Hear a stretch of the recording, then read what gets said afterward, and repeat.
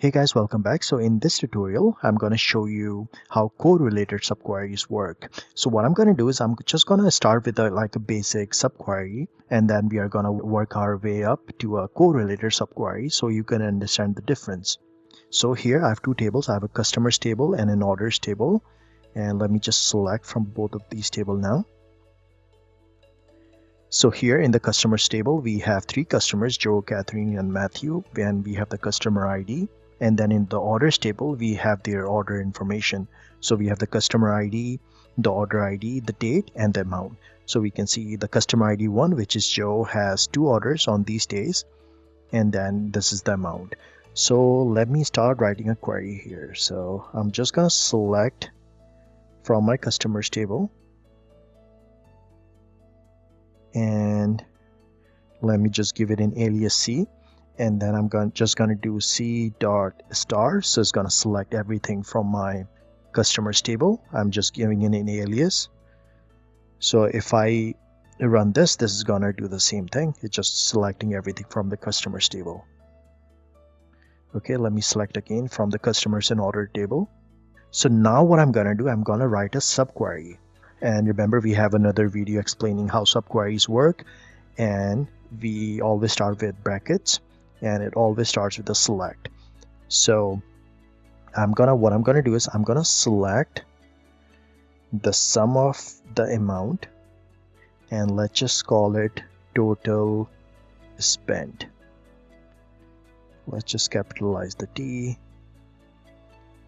and this is coming from our orders table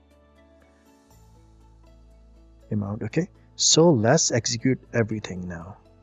So we have the customers table, we have the orders table, and then we have the result set from our query. So here we are selecting everything from our customers table, and then we have this subquery. What I can do is I can just put it in a different row so you can see it better. And let's just give it an alias. This is total spent. And I actually don't need an alias inside of my subquery. So let's execute it.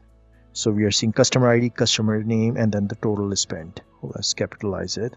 Okay, so what's happening here is we are selecting everything from our customers table, which is fine. We have the customer ID and the customer name from the customers table. And then we are selecting the sum of amount, so the total is spent, from our orders table. But you notice there's something going on here. What it's doing here is it's actually summing up everything together. So we are getting the 400, 450, 67, and 850 here. So we are getting the sum of all the amounts.